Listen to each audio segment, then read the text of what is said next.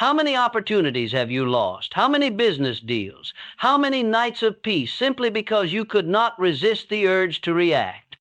If you have ever lain awake regretting what you said in anger, if you have felt the cold aftermath of words spoken too soon, then you already know this truth.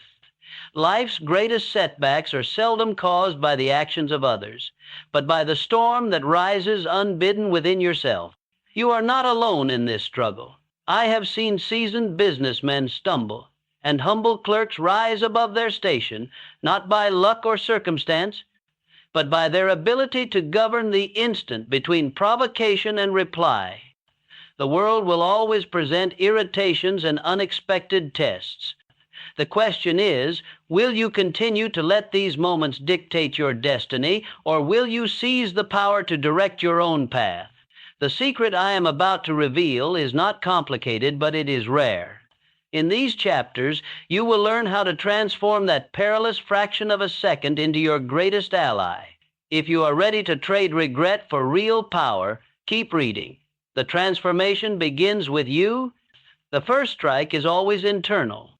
The most common mistake we make is believing the attack comes from the world around us. We are conditioned to think that pain, insult, and failure are things that happen to us, the results of circumstances and people outside our control. Yes, the world can strike with all its force. Unforeseen events can unravel our plans, harsh words can sting, and opportunities can slip through our fingers. But the true wound, the one that lingers and shapes us, does not begin with what is done to us. It begins within. Imagine the scenario. Someone speaks out of turn, disrespecting you in front of others. A plan you've spent months building falls apart in a single moment. A door you desperately hoped would open slams shut. Instinctively, before you even process what has happened, your pulse starts to race, your chest tightens. Your thoughts scatter and clash like armies at war. You want to shout, to blame, to defend yourself. But that is not the real moment of importance. The true crucible is not the insult itself, not the failure, not even the rejection. The real test lies in what happens between stimulus and response. In that small, almost invisible pause, a fraction of a second, you are handed a quiet, unseen choice. This is the space that separates the reactive from the resilient, the slave from the sovereign. Most people never even notice this space.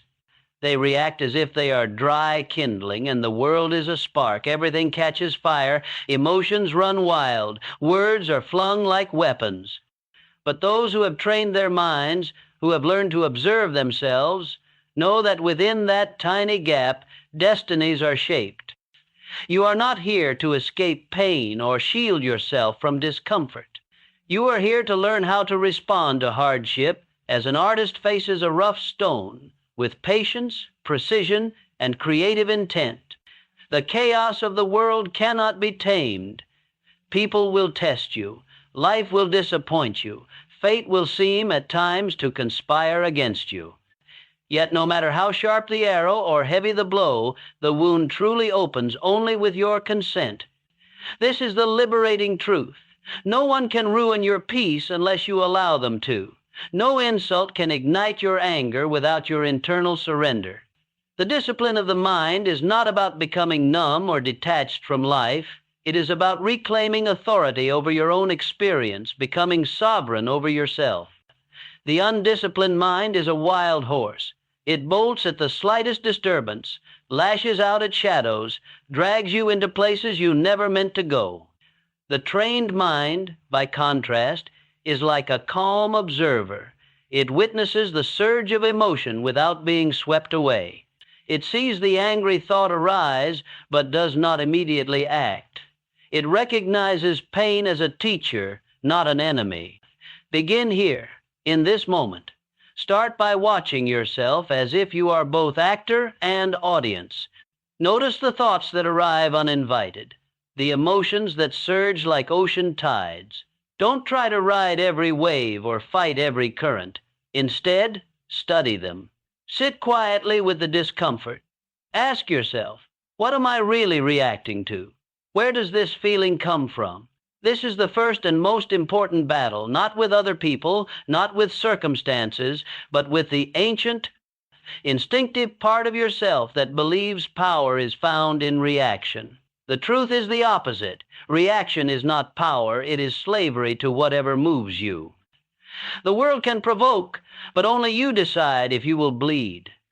We train for one reason, to become free.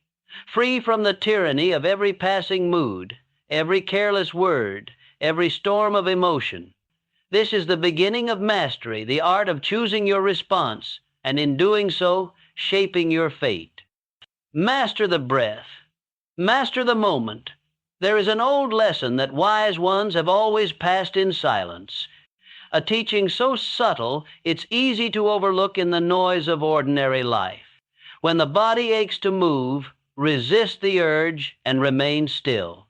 When your tongue burns with words, discipline yourself to remain quiet.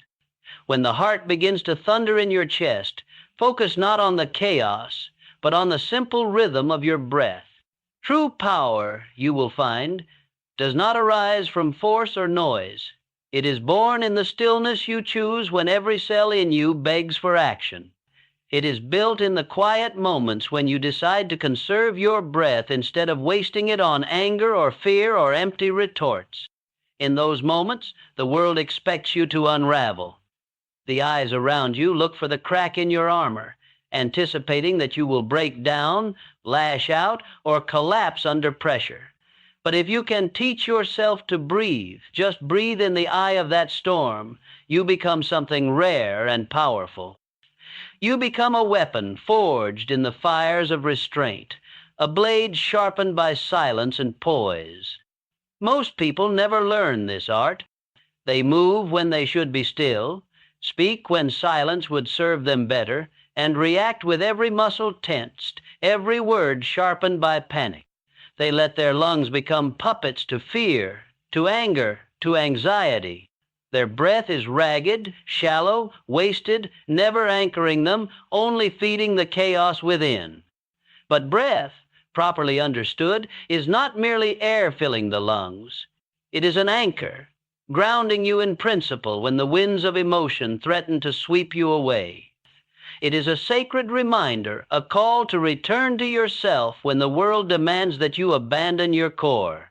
In the midst of turmoil, when all seems to spin out of control, breathe. Let your breath pull you back to what is unchanging. Return to the principle that you are not defined by insult or pressure. Remember that you are not shaped by what happens outside you, but by the discipline you exercise within.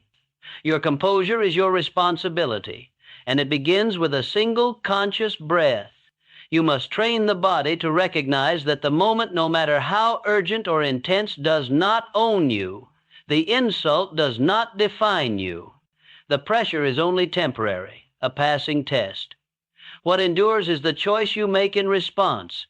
It is easy to be swept away by anger, to let fear dictate your movements, or to be seduced by the pride of reaction. But the one who has learned to pause, to hold the breath, and to restrain the first impulse, discovers a strength deeper than any outward show of force. This is not weakness. Society teaches that power is in the punch, the retort, the immediate defense. But restraint is a higher power. It is the mark of one who has learned mastery over self, who understands that releasing the fire inside brings only momentary relief, while holding it, containing it, transforms it into discipline and wisdom. The fire will always want release. Anger will knock at the door. Fear will whisper. Pride will insist. But you are not a servant to those flames. You are the one who holds the match, who decides if and when to strike it. Every day, you must practice this. When the urge rises, pause, breathe, wait. Let the storm pass through you without moving you from your center. In time, you will find that the breath itself becomes your shield. While others flail and drown in the storm of their own emotions, you will stand steady, unshaken. The world may remain chaotic, but you no longer belong to the chaos. You have ceased to be a victim of the moment. You have become its master. This is the quiet, invisible strength that endures. This is how power is built, one breath at a time. You do not have to attend every battle you are invited to. The world is relentless in its invitations to conflict. Each day, it offers you 1,000 battles, most of them meaningless, all of them tempting. A single glance from across the room, a dismissive tone from a stranger, a careless word spoken in haste, a loud opinion echoing in the crowd,